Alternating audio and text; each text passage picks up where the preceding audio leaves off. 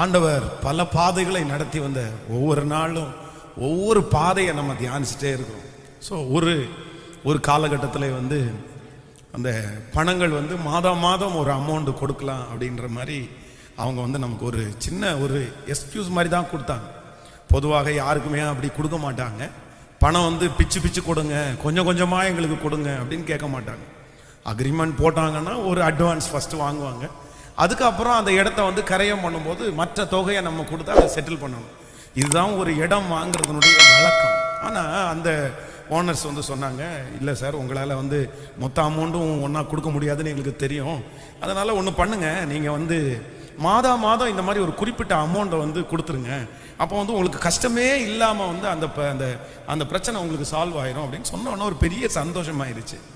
அப்போ மகிழ்ச்சியோடு நான் வீட்டுக்கு வரேன். அன்னைக்கு வீட்டுக்கு வந்துட்டு சரி, ஒரு மாதம் இவ்வளவு தொகைன்ற கொடுக்க வேண்டிய தொகை ரொம்ப பெரிய தொகை. அதை கண்டிப்பாக நம்முடைய வருமானத்தை வைத்து அதை செலுத்தவே முடியாது.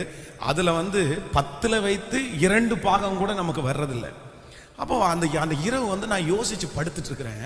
எனக்குள்ள ஒரு பெரிய பயம் வந்துருச்சு. சரி, அப்படியே யோசிச்சு என்ன பண்ணுவோம், அந்த மாதம் கட்ட முடியலைன்னா என்ன பண்ணுறது, எப்படி இதை செய்ய போகிறோம், எப்படி இதை முடிக்க போகிறோம், வெட்கப்பட்டுருவோமோ அப்படியே என் மனதில் யோசிச்சு இரவில் எல்லாருமே தூங்கிட்டாங்க. பாஸ்டம்மா தூங்கிட்டாங்க, பிள்ளைங்க தூங்கிட்டாங்க. என்னால் சுத்தமாக தூங்கவே முடியல. 1 மணி வரைக்கும் தூங்க முடியல, 2 மணி வரைக்கும் தூங்க முடியல, 4 மணி வரைக்கும் தூங்க முடியல. அந்த அந்த அந்த காரியத்தை யோசிச்சு மைண்டெல்லாம் ரொம்ப சூடாயிடுச்சு. அப்படியே அன்னைக்கு முழுக்க ஒரு நிமிஷம் கூட தூங்காம அப்படியே காலையில் ஃப்ரெஷ்ஷாக எழுந்திரிச்சு உட்காந்துருக்கிறேன். பாஸ்டம்மா ரூம்லேருந்து வெளியே நான் எப்போ தனியாக செப்பரேட்டாக மோஸ்ட்லி படுத்துருவேன்.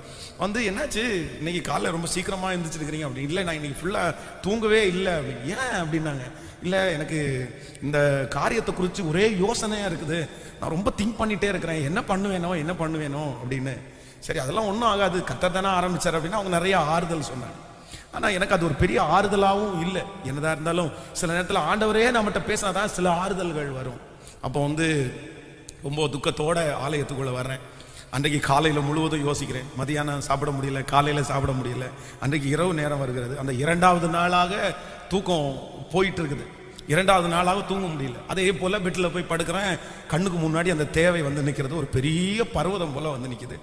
என்ன பண்ணுறேன்னே தெரில. இரவு ஒரு 12:30 மணி 1 மணி அப்படியே எழும்பி என்னுடைய இடத்துல உட்காந்துட்டு கண்ணை மூடி, ஆண்டவரே எனக்கு என்ன பண்ணுறேன்னு தெரில, எனக்கு முன்பாக பெரிய தேவை இருக்குது, நான் ரொம்ப யோசிக்கிறேன், இப்படியே இருந்தால் நான் திரும்ப சிக்காயிருவனோ அப்படின்னு